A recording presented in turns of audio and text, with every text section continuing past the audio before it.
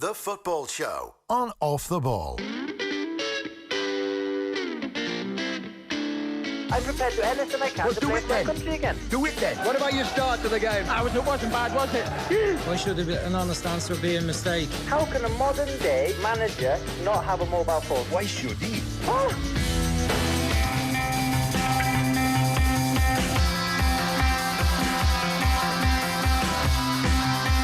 That is the Pat Nevin music, which means, Pat Nevin, you're here. I presume, I hope. Yes, I am. I hope you can hear me okay. Yes, we can. That music's causing all sorts of hassle for us, believe it or not.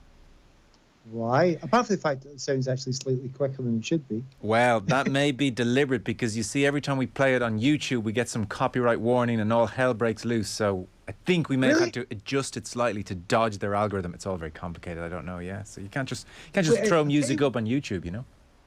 Well, weirdly, and here's an odd thing: it's nothing got to do with football. Originally, Joy Division, who wrote the song, and it's not owned by New Order, gave away the rights to the original recordings for free recordings. So you bet that's worth checking out because they wrote that song. Interesting. Lots going on. Were you watching any of Everton against Arsenal?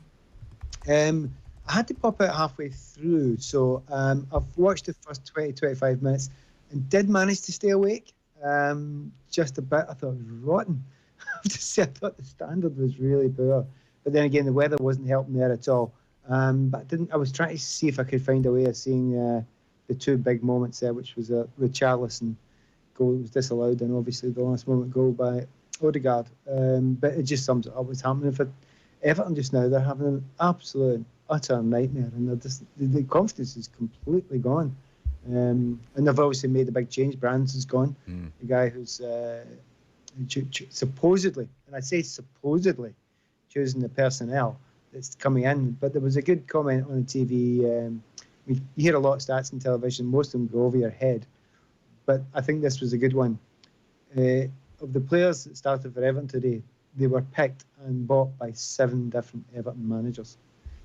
Tells you a wee story, that, doesn't it? Yeah. He arrived in 2018 from PSV to much fanfare. 300 million sterling spent in that time, and as you mentioned, a raft of managers have come and gone. There is, though, a dysfunction at the heart of the club, clearly, because they were seemingly happy enough in April to give this guy a 3-year deal. He hasn't signed a player since, and yet here he is getting the boot. And I don't know to what extent there's a power struggle between him and Rafa, or maybe they just need a fall guy given all the pressure on the board. But if I was Marcel Brands, I'd be feeling, well, hang on, what's changed here since my 3-year contract when you were seemingly happy enough? I haven't even recommended a player since then. And as to what Mashiri's interest is in spending more money, I don't know, but there's just something gone badly wrong, I think, at Everton. You've no insight into the machinations, do you? Oh, to be honest, I've heard lots of rumours. Yeah. I mean, that's the point. You've had lots and lots of rumours where you've got 2 inverted commas owners, even though the nominal owner is Mashiri. But the old guard hasn't gone. Now, I'm not taking sides in that at all. But then you've got a man who comes in who's supposed to make the decisions beyond them and bringing in players. But have you ever known a manager accept that completely? It just doesn't happen. And especially if you change your managers all the time. And of course, Rafa is infamous for wanting control. As lots of other but it's not just him. There are lots of managers that think, I want control because eventually the buck stops at me. So you can imagine that if there's one sort of relationship at the top of a club that is difficult, it's hell. Now there's actually, well, then at that point in time, you're talking 2 arguable owners, one guy in player recruitment, and the new manager. And you're thinking, all of those relationships have to work perfectly. It just needs one to break down. And the stress that they're all going to be under now because the fans are now turning. I mean, a lot of them have had enough of Rafa, but plenty of them have said, oh, wait a minute, how much has he spent, Rafa? Is it 2 million? Something like that. It's not a lot of money. 1.7 if we're counting. Exactly. I was talking euro. No. But it's not. It's absolute nonsense, though, that if you could say Rafa's made a mess of it, because, you know, he's not had any opportunity. Now, they're not doing as well as they did last year, but the problem is with any football club, you have to keep on going forwards or you go backwards. And there is definitely a problem. Add on top of that, Yes, they've had a couple of major injuries, Dominic Calvert-Lewin being the main one, but you have a look around the league, you know, Bamford out at Leeds United, you know, all the way up to Lukaku out at Chelsea. You lose important players in centre forwards, you need to be able to find a way of coping with them. And at the moment, it just doesn't look like Everton were coping. The odd thing is, I really liked it up until the 5-2 game. They were doing okay, Watford. In fact, it was a good result. And then the last, was it 20 minutes or so, absolute capitulation. And since then, it just feels like it's been a downward spiral. And I'd love to say, and I'd be lying to you if I said I knew an answer to this, because I don't know an answer to it. And quite often you think there's a simple one there. Doesn't look like a simple one to me. One thing they will have to do is streamline and make entirely sure they know what the levels of control are and where they are before January comes. But even when January comes, what can they really bring in? Because you hear all sorts of suggestions about limitations and being able to buy players. But if you can't buy them, we all know there's plenty of players out there you can get on loan. You better do a very good job there. But you're not going to get absolute top quality on loan. So I'm looking at that table at the moment. I'm getting a bit worried. Yeah. If I was Farhad Moshiri and I had started to rethink how much money I was spending on this bloody club over in Liverpool, then I might be putting it out there that the financial fair play restrictions were very onerous as well. Now, that's a cynical take. I don't actually know what's going on, but it seems like other clubs managed to manoeuvre around these restrictions. In terms of the money and how badly it's been spent, Iwobi, Moise Keane, Andre Gomez, who's been unlucky with injury, Fabian Delph, and then Jean-Philippe Gaman, injuries as well. That's 133 million sterling. And that's been fairly flushed down the toilet, hasn't it? Yeah, but the thing I always go back to was right at the start when they kept on buying number 10s, spending huge amounts of money. And James, and by the way, you're talking about, transfer fees. Yeah. It's only part of it, obviously. And the money that we spend in James, that was a lot of money on wages. I mean, a serious amount of money as well. They all add up, huge amounts of it add up. The worrying thing is, so who's the best players you've got? Well, Dominic Calvert-Lewin costs nothing. You think, what?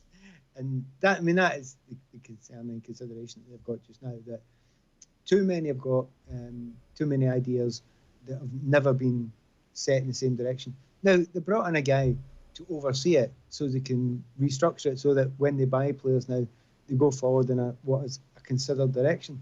It's the easiest thing in the world to do and the hardest thing in the world to do at a football club, because every time a new manager comes in, be it Rafa, be it Carlo, it doesn't matter. Of course they're going to have their own ideas, and of course there's going to be some players that they rate that others don't rate. Carlo rated James, Rafa doesn't. Who's right, who's wrong? But you're not going to be a man that's divorced from them completely in charge of recruitment and be able to understand the minds of not only the manager you've got, but the next one or two that's coming in. It's that whole director of football thing is kind of hell in a way, unless you have what everyone says now is a DNA at the club and everyone knows what it is. And so you know what it is at Manchester City in a way. Even if Pep left for a while, it would run fine because you know what the DNA is, or has been for quite some time. But it just doesn't seem to be the way. And the best way of getting a good DNA is to stick by a manager who's a decent manager, and he's a good manager. It may be tough times, but he's a good manager, so you stick by it. But Everton just haven't A, done it, or B, been able to do it, because obviously Carlo walked. Well, they're 1-0 down, 54 minutes on the clock at Goodison thus far. We're going to take a very short break. I know you were at Old Trafford over the weekend, so we'll chat to you about that in just one moment. Pat Nevin staying with us. Football on Off the Ball. With Sky. Watch big games from the Women's Super League live on Sky Sports. Taking stock. Hold the front page, the boss of the Irish and Sunday Independent on the mooted end of weekday printed newspapers. Are we closer to Boston than Berlin? Ireland's former ambassador to Germany on keeping in with our European cousins. And how an American dream became a corporate nightmare. The demise of General Electric, a tale of corporate chaos. Taking stock. With Mandy Johnston. Thanks to Skillnet Ireland. Listen and subscribe to the podcast now at newstalk.com or on the Newstalk app, powered by GoLoud. You're pretty smart, right? Clever, intelligent. You make smart choices.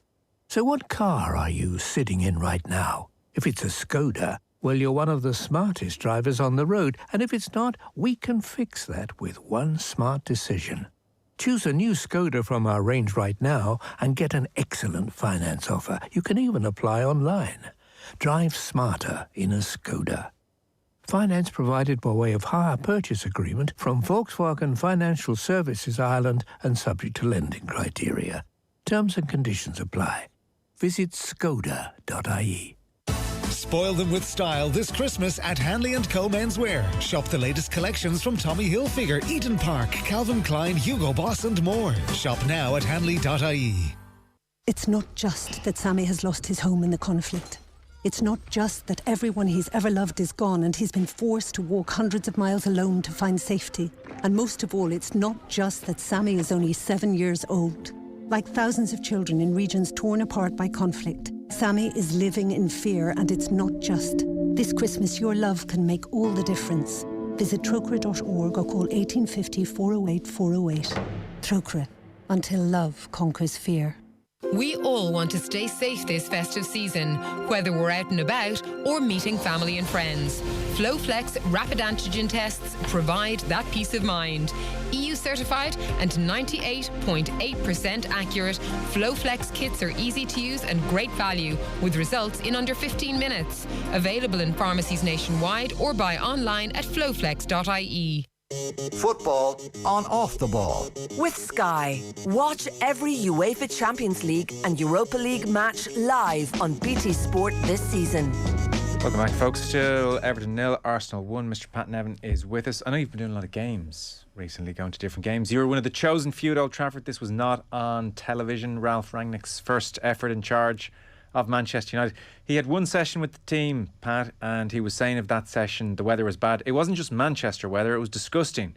It was heavy, it was raining, windy, so it was almost impossible to train in a concentrated manner. But they still did it. Those 45 minutes were important on the pitch. We explained to them how we want to play, which manner we want to play, and the rest was video footage, a lot of personal conversations with players individually and in groups, explaining to them how we want to play. So that was the preparation. What did we see? Well, the 45 minutes led to a good 45 minutes. I thought they were excellent. They chased, they closed. They changed the system. It was, some people will probably call it 4-2-2-2. This is what everyone has called it. Yeah, so it's basically a 4 with 2 setting, 2 that cruise about, and 2 up front that are supposed to close down, right? So I remember the first time I seen this, because Brazil started that system. That's as an old Brazilian system. Right. I remember John Barnes using it at Celtic and being pilloried for it, but you understand the thinking of it. One of the big things about it, and what's very, very important for Manchester United, is it's not Cristiano Ronaldo up front trying to close down, because he can't do it. But you give Rashford a little bit of help with him. And Rashford was everywhere. That first 45 minutes, the effort he put in, honestly, I couldn't tell you if he was, second striker, beside the striker, left wing, right wing. He absolutely covered everything. It was brilliant. And he played well. And you thought, well, if you keep on doing it to that sort of level, and Fred was making good tackles, and McTominay was closing down, and it was real energy about it. You could see that what he tried to drum into them in that period of time, it was working. And here comes the problem. They've not been doing that. So you keep on trying to do that, and especially if you try to do that 3 times a week. No, it's not going to happen, because you don't suddenly get that sort of energy levels, or not energy, the fitness levels, unless you've kind of worked at them and they're actually in the bag. And I thought, I must admit, I got it wrong. I thought it would last just about to the end of the game, and it seriously didn't. It really didn't. And certainly by the second half, it was 50-50 who was going to win that game, who was going to score the first goal. I think with Ayew's miss, and he's went a monumental amount of time since he's last scored a goal, Ayew, and it was a bad miss. He should at least have got it on target. It was only about 4 or 5 yards out, but it was a bad angle, and you just get the feeling, well, that's... I don't even know if it gave United a lift, but you just think there's going to be limited chances for both sides. And, I didn't even know if Fred's was a chance, but it was an absolutely brilliant goal. But how different it would look, and how it would sound, and how it would feel had Ayew scored, because United would have been under all sorts of pressure, and who knows what would have happened. But you can see what Rangnick's trying to do. he's trying to find a way to play his game with some players are not suited to it. Precisely talking about, to some degree, to a big degree, Ronaldo, but you want to keep him in because he's goals. So you have to think out of the box. It's not a binary thing, closing down or not closing down. The whole team should do it together. But there's a way of doing it where you can do it at certain periods and certain times. Liverpool got very good at that for a while after doing the gegenpress all the time, trying to do it for 90 minutes. And then they had triggers. And again, this is all meant to sound very, very new. We did that. Not in exactly the same way, but we had triggers of where we went and when we went. And you could see that they were trying to do that in the second half, but energy levels, and even Rashford ran out of gas. Ronaldo, it looked all right, but he's never going to dispossess anyone. No. And that's just not going to happen with him. And that's what you kind of need in that front third. But if he wants to go and show a video of his team of that first 45 minutes, that'll cheer them up and think that's what we need to do, and we're capable of doing it. We just need to do it for longer.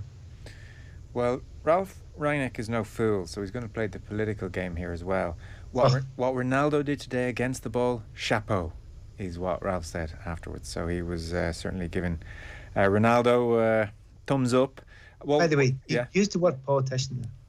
What a brilliant politician. I listened to every word he said beforehand.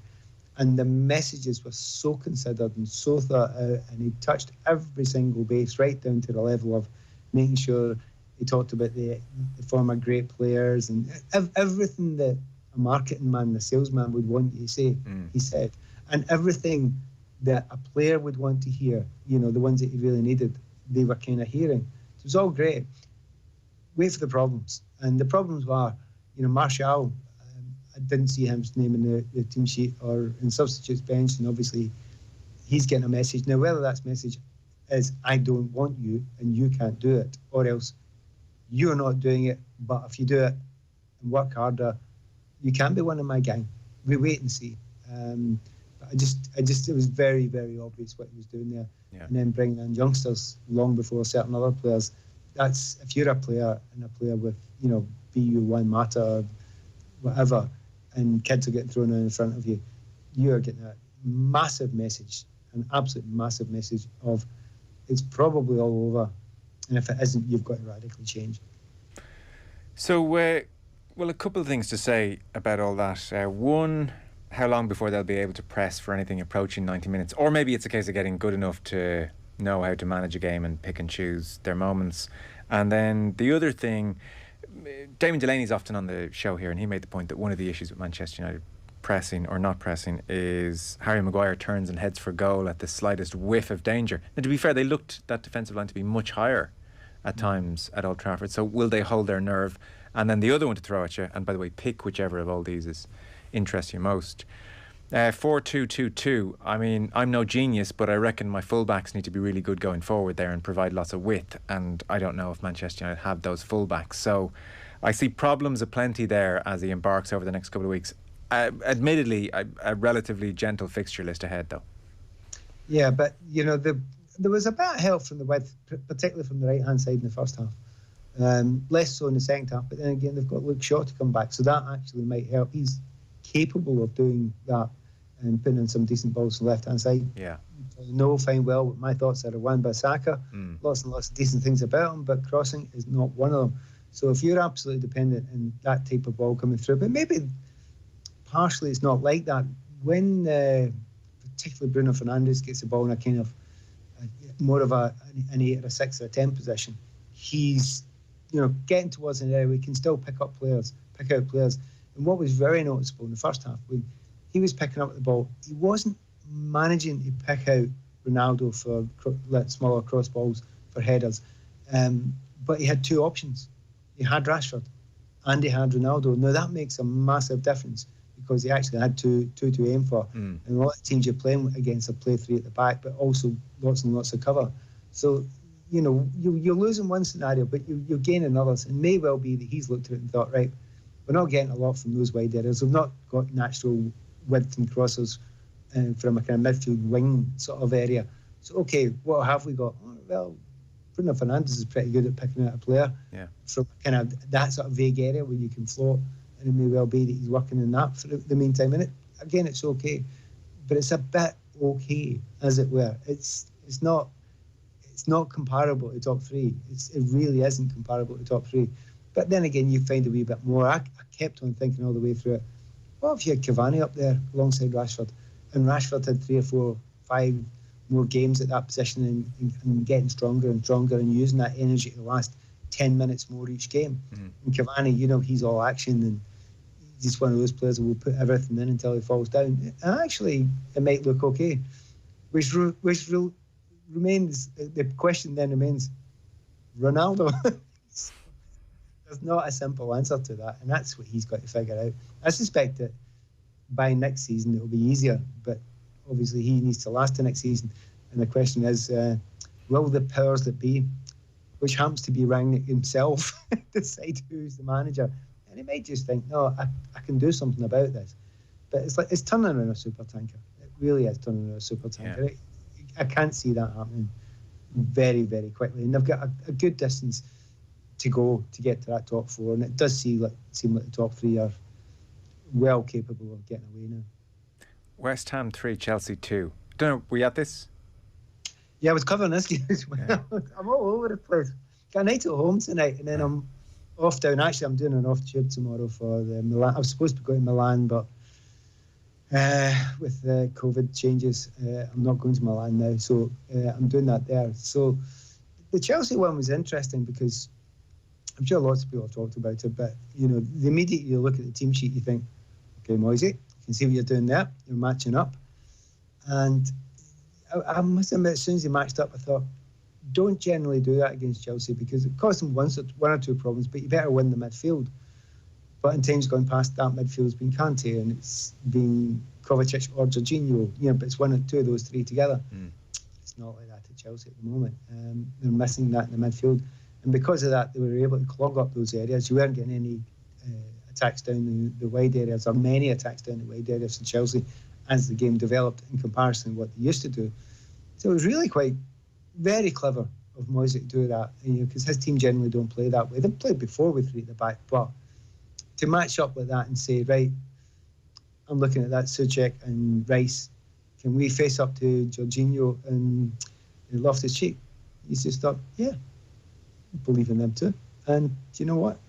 In the end, he was right. And his forwards were great. His forwards were just in good form. Having said that, they had about a third of the possession. Chelsea weren't brilliant, but I think they deserved a draw of the game. And I can't remember the last time I've seen a ball move like Masuaka's hit that got the winning goal. But got to applaud Moyes because he found an answer to it, and there'll be lots of teams round. I mean, because it's lasted a while now for Tuchel. He has changed it a few times, but it's always 3-4, then a 2-1 or 1-2 or whatever. I'm not saying it's figured out now, but can you remember Antonio Conte? First season, 3-4-3, won the league. Second season, no. No, look, it's an elite league. People watch and they do analysis and they come up with some ideas. I presume, though, once Kante comes back and Lukaku gets going again, that even if you know what they're doing, they're still going to be just fine the majority of the time. I have this down as wobble. I Kante Lukaku wobble. I would say I would look more to Kante and Kovacic and Jorginho. Okay. Lukaku one, I just don't know. I don't know if it looks right with all the other Chelsea players the way they play. When Werner's up there, who's nowhere near as good a scorer, but then I've stretch everything and make space for everybody else, whereas Romelu doesn't do that. So it's a wee bit. It's not exactly the Ronaldo situation, but there's a wee hint of that there where. Lukaku's in for all the positives, and we all know the things that he's got. And if you're playing in a game and you're getting the ball wide and you're putting crosses in, Lukaku all day long, absolutely all day long. You want him just a bit above anyone. He is phenomenal at that, and he always goes to the right places. And his movement's great. And he's very strong, and he's a natural finisher. But if you're playing a different way, and the temptation has been when Lukaku's played a few times to play directly at him. It's not working very well. So what they need to do is get out of that habit of when Lukaku's playing, don't play through him, play through the middle. And that temptation will hit him all the time. Because that's not what Chelsea are particularly good at. Chelsea are good at developing clever little spaces with the 8 and the 10 behind the striker and then feed them through, or develop space so you can get the brilliant crosses in from those two wing backs. The funny thing is, I was watching the first half and Lukaku, and I was thinking, Lukaku would be great on there because, there's some crosses coming in. And then the second half, they're not coming in anymore, and you're thinking, is that because they're trying to go too much direct to Lukaku? Because it's missing that bit of play out. There's a tiny bit of that. There's certainly a tiny bit of that. But as you say, Tuchel, like others, he's not a stupid man. He'll figure out that. The only thing is, he's not had a lot of time to figure it out because Lukaku's not played that many games for him. And that's going to be another one of those little conundrums that he'll find a way around. Having said that, I've watched him find some brilliant solutions to some situations that have cropped up already. So I wouldn't be surprised. But it's a bit of a wobble. You look at it, Burnley, 1 point. Manchester United dominate the game, 1 point. Nothing out of the West Ham game. Struggled to get the win against Watford, and I don't think they were the better side. So this is, I would say, is one of the biggest questions that Tuchel's had. And actually, I was in his company on Friday. By the way, I do go home now and again. I was doing a talk down at Stamford Bridge and at this annual lunch thing, and he was there with Azpilicueta. And you've never seen a cheery or chummy guy in your life. Oh, he's brilliant for him. And then you watched what he was like after the game. And that's the darkest mood that I've seen him since his time at Chelsea. So he's well aware that he needs to nip this one in the bud. Well, the net result is that they're suddenly now looking up at Man City. City on 35 points, Liverpool 34, Chelsea 33. For Liverpool, it was Divock Origi to the rescue. Klopp loves Divock Origi. This really emerged post-match where he said Divock the legend, and I hope he finds a manager one day who plays him more than I do. And in fairness to Origi, he's scored some very important goals and also some very good goals. I mean, his goal against West Ham just a couple of weeks ago was class as well. So it was Origi to the rescue. Mo Salah set it up. The Salah thing is bubbling away. He was on Egyptian TV last week, and his contract obviously expires in 2023. He said he wants to stay. However, he pretty much said, look, this is up to Fenway Sports Group. He said, your financial value shows how much the club appreciates you and that they're ready to do anything for you to stay. So, I mean, he's not even being coy about this. He's just saying, this comes down to how much they're going to pay me. Wouldn't you just love to know what the figures were that they're talking about just now? I mean, if I was his agent, I'd be saying, well, it's 400. It's 400 a week, I think, is what you'd be saying, and some healthy bonuses in there. Liverpool, though, can say to each other privately, and this may be where this thing does get really interesting, Liverpool can strategically and legitimately say to each other, where's he going to go? And that might be the hold-up here in the offer. Like, if Mo had Barcelona, as we know them, Real Madrid desperate, PSG desperate, and one or two others, then this would be a real dogfight. But I wonder if they're going to play this a little bit close to the wind and say, where is he going to go? I completely agree. I totally agree.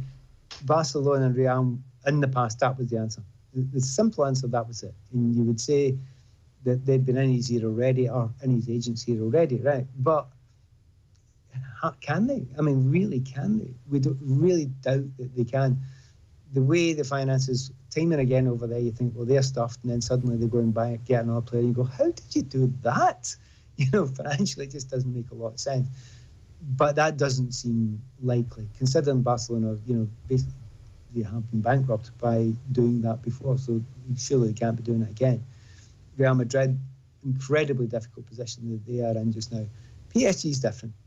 I think that's different. I think they are looking at, they could actually cash in any of the front three. Neymar's stock has fallen quite a bit.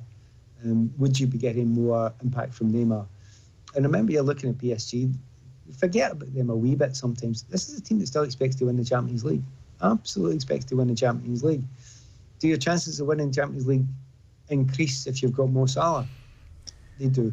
Yeah. They absolutely do. Especially if you're losing Mbappe, which seems to be pretty much nailed on. So maybe it's the PSG one, yeah. The PSG one's the one. So that might be the gamble that Liverpool are taking, that they don't think it will happen with PSG, and it goes to a league that is, it's not the top league. It's not even arguably in the top 2 or 3 leagues in Europe. Will he do that? And that's a big question. But then again, quite big names of players have gone there recently and decided to do it. So you wouldn't be shocked if that was on. So that might well be the brinkmanship that's happening just now between them. Looking at the rest of it, he's a brilliant player, and wouldn't it be great? Chelsea would love him, Man United would love him, but you can't really see it happening. And Man City, they don't actually, oddly enough, really need him. Anything else from your travels over the last few days you want to mention before we go? I've done this strange thing. I was down at Chelsea, and I'd gone for a dinner, basically. And I was chatting to the people around the table, and then somebody said to me, "By the way, wait, have you prepared your speech?" And I went, "What?" What speech? Sitting, admittedly, on my second glass of really nice champagne, and thinking to myself, which is not my normal life, and I think, should somebody not have mentioned that to me? And I reckon a vague mention that I might go and say something about Tommy Docherty, who, a Chelsea legend who had gone. So I said to the person, "Well, I can talk. I'll have a wee word and all the rest of it." And they said, "Yeah."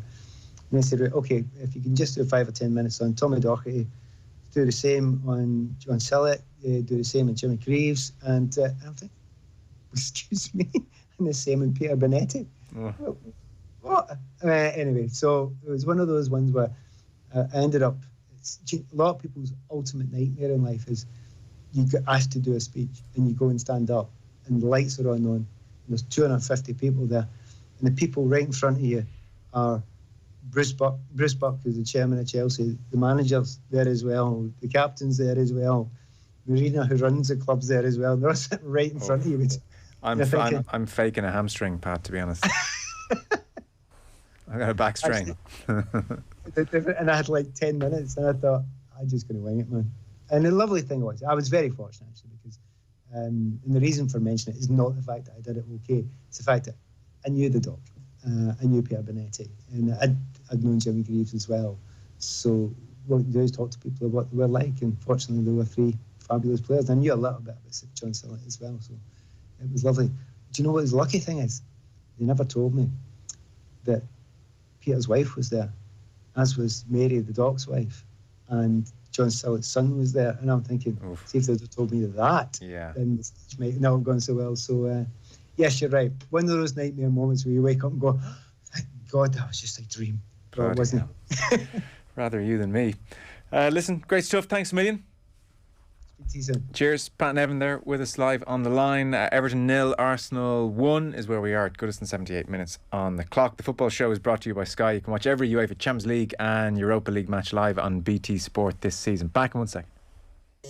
Football on Off the Ball. With Sky. Watch big games from the Women's Super League live on Sky Sports.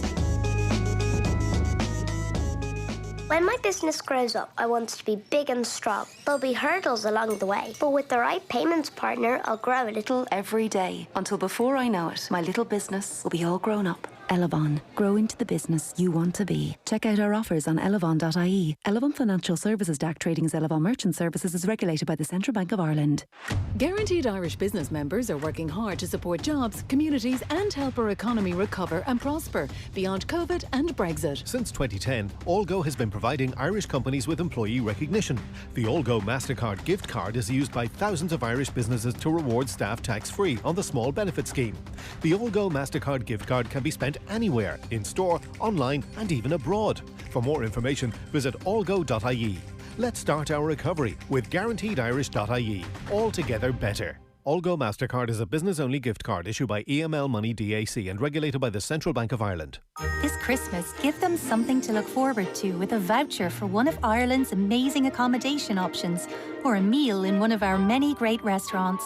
The ideal excuse to visit that buzzy new restaurant or gastropub they've been meaning to try, or to plan a stay somewhere they've always wanted to visit. Give an experience that's guaranteed to bring a smile with an Irish accommodation or restaurant gift voucher. Search online for great voucher options today. Brought to you by Fulcha Ireland. Get 5% off VHI First Care plans and unlock a wide range of healthcare services when you buy online and start your policy between November 25th, 2021 and March 31st, 2022. Search VHI 5% to join today. Terms and conditions apply. VHI Healthcare DAC trading as VHI Healthcare is regulated by the Central Bank of Ireland. Football on Off the Ball. With Sky. Watch every UEFA Champions League and Europa League match live on BT Sport this season. Now you're very welcome back. Everton have just equalised against Arsenal. 80 minutes on the clock. It was a brilliant strike from outside the area. Hit the crossbar. It was Jamari Gray with the shot and just saved. It was a touch of a save onto the crossbar, and Richarlison, who had a goal disallowed earlier on in the game, was there to head it into an empty net. 2 disallowed goals. 2 disallowed, yeah. Arthur, hello. Hello, how are you? Is Ronan Mullen with us as well? Hi lads. How you doing? So let's put a cap on the evening. We were very excited earlier on because Jamie Carragher said that Erling Haaland was making his Monday Night Football debut, and we all thought, well, Ronan, he's going to be in studio like we've seen lots of big names in the past being effectively a pundit and presumably announcing maybe where he's going to go next season. And then we turned on and probably for the first time in your life you were disappointed to just see Jamie Carragher and Gary Neville. So did they literally just show a clip of Haaland? Are we expecting him to be on it full time? What's going on here in the Sky Studios?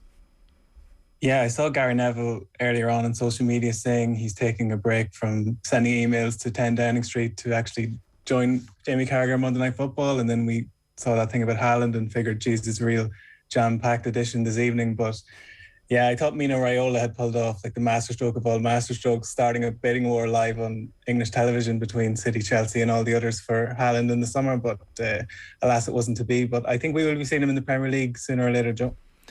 Yeah, well, that was disappointing. Although you were keeping an eye, Arthur, on the lads. What were they saying about Manchester United? Impressed, are they, with Rangnick? Very impressed by the sounds of it. Very impressed. And kind of, that's was asking a lot of the same questions that a lot of us are, was that best case scenario, if it goes well, what do you do then?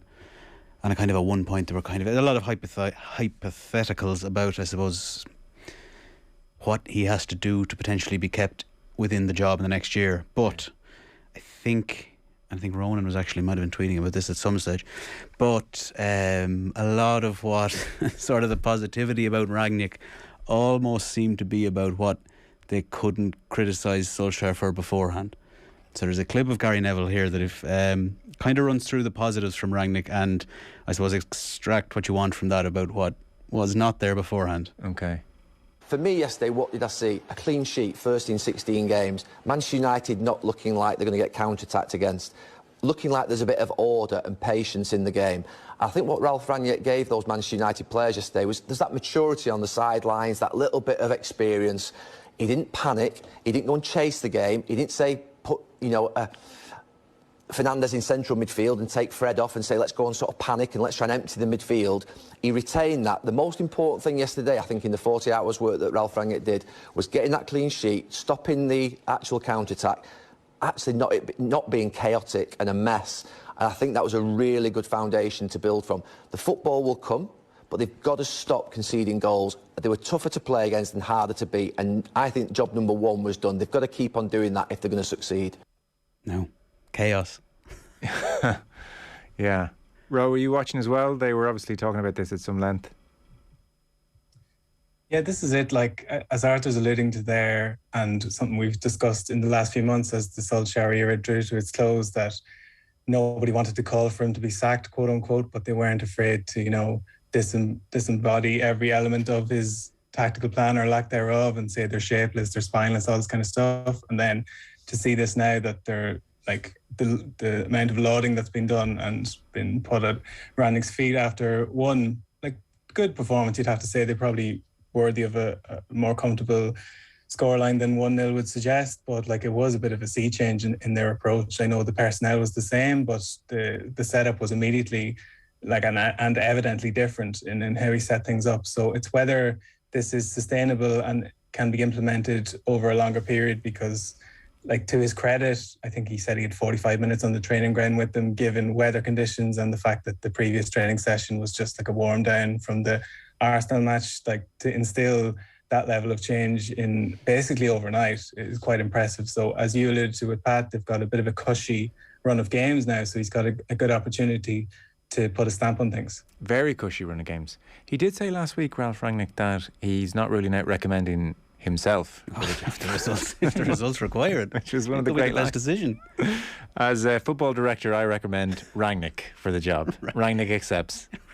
I like the cut of Rangnick jib. I know. The interview. Yeah. So, well, I guess we'll see how he goes. I mean, the most worrying aspect, I suppose, of the performance is the way it dropped off suddenly. Yeah, and I suppose, and like, you can't get away from the fact as well that if that IU chance goes in, it's all of a sudden 1-0 down with whatever, like 20 or so minutes left, whatever it was. But yeah, I suppose it is. It's kind of, it is very on the reverse side of it. Looks fine now because it was 1-0. It was a very solid win, but yeah, you would. Look, I'd rather be wildly optimistic. I think it's great.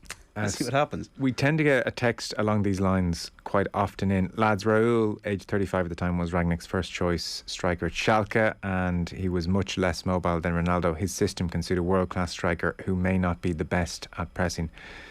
The Raúl example is often mentioned. Ronan, I can't pretend I was watching Ralph Rangnick's Schalke. As much as I want to be the ultimate hipster in this conversation, I just didn't get round to it. So I don't know to what extent he had Raúl pressing or not. The fact is, certainly, Ronaldo tried yesterday. Now, Pat Nevin, I think, rightly made the point. Let's see how he goes when he's continuing to play 3 games every 7-8 days. Yeah, my main memory of that Schalke team was they got to the Champions League semi-final. Man United beat them en route to that final where they were ultimately hammered by Barcelona at Wembley. And I remember Manuel Neuer had a worldie of a game in the leg in Germany, and Sir Alex Ferguson accosted him at full time, basically tried to sign him there on the spot, I think. So that was my main memory of Rangnick Schalke. But yeah, I think Ronaldo, I was at the Chelsea game last week, and in Ronaldo's cameo, the last 30 minutes, to his credit, like, he was trying to get in the right positions, cut off passing lanes, or whatever the correct terminology is these days, but it was very much a case of the team ethic of the other 9 outfield players, and then Ronaldo hopefully will get in the end of something. So that's the way they were set up under that unforgettable Michael Carrick undefeated run. But I think in the long run, they're going to try and accommodate Ronaldo a little bit more. I think it's going to be interesting where he sets up when Man United are out of possession, because typically under Solskjaer, just because that was quite a vanilla 4-2-3-1, that Ronaldo was just basically left up between the 2 centre-backs, whereas now I think you might see Ronaldo dropping into like a midfield area and the wingers tucking in and basically pressing where Ronaldo or a centre-forward would in theory do so. So I think those are the little subtleties that Rangnick's going to bring to things. It's definitely something to keep an eye on, because I can't remember this much quality all down the league in terms of managerial input and the different ideas they're bringing to things. And this guy comes with a huge reputation, so whether he can deliver on it remains to be seen. How was Stamford Bridge, by the way? Never been. It's smaller than you would typically associate with one of the big clubs, if you know what I mean. It does feel more like a Villa Park, this kind of thing, that kind of vibe. So they've obviously done some nice refurbishments during the Abramovich era, needless to say, but compared to the likes of the Emirates or Old Trafford and probably newly the Spurs Stadium, which is in a different stratosphere at the moment, it's a bit more homely, like a typical English football ground. But I think it makes for a good atmosphere when Chelsea are on top. There's a real groundswell of noise all around it, and that was a pretty interesting game. It wasn't exactly frenetic. Oh no, well, you've shelled out all that money and it's been an absolute dud. You have to say it's interesting.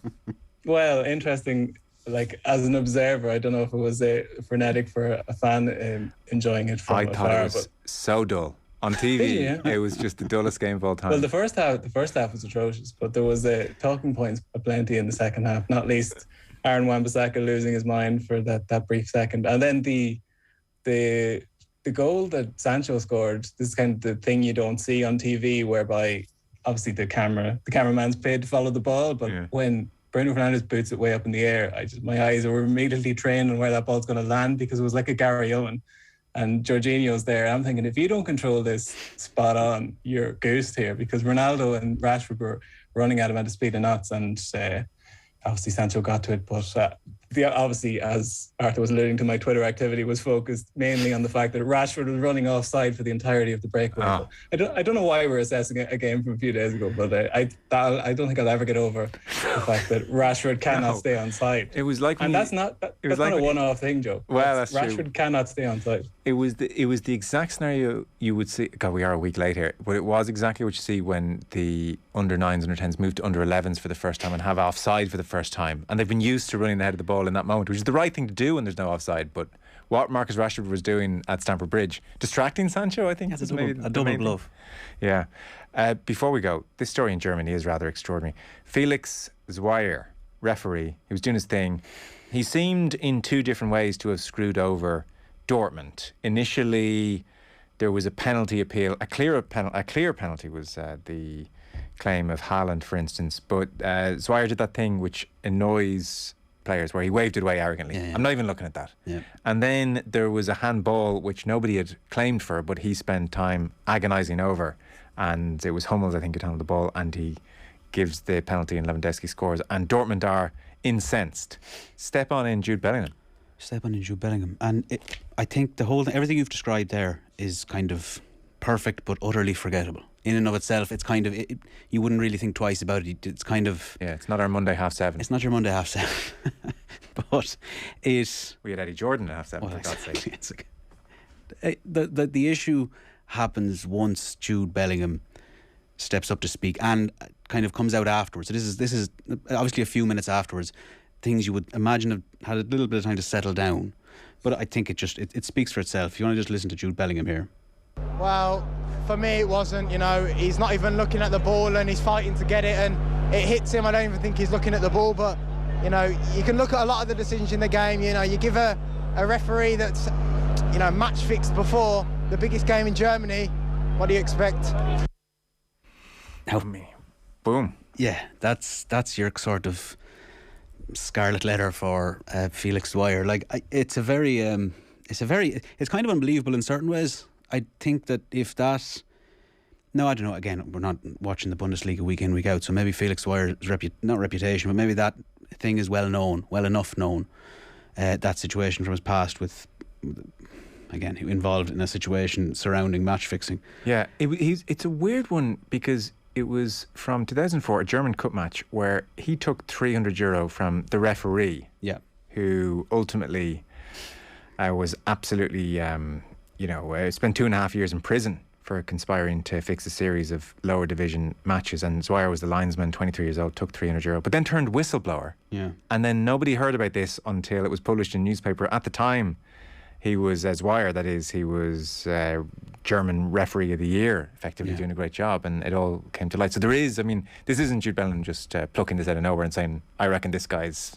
No, there's definitely thing, but it's just that I suppose that word, that assertion, any sort of, because I suppose everything that it implies, and it's the fact that I presume there's it'd be much more severe if he came out and accused Zweier of having done something, but to go, this man got decisions wrong, this man has a history of match fixing things, against him. Yeah. That's, you can see now why there's going to be such blowback as well. Like, there's investigations coming from the German FA, investigations coming from the German police. I don't know how just sort of just ticking boxes that is necessarily, but that's a fantastic goal for Everton. Yes, Everton 2, Arsenal 1. Demarai Gray has scored a stunning goal in the 93rd minute. Everton have just taken the lead at Goodison in unbelievably dramatic fashion, so the place has erupted. Fellas, we're out of time. Arthur, thank you. Ronan, thank you. Cheers. Football on Off the Ball. With Sky. Watch big games from the Women's Super League live on Sky Sports. No matter how busy we are, how can we make the most of our lives each day? By spending quality time together or spending time giving back? However you spend each day with Debit MasterCard, spend it doing what matters.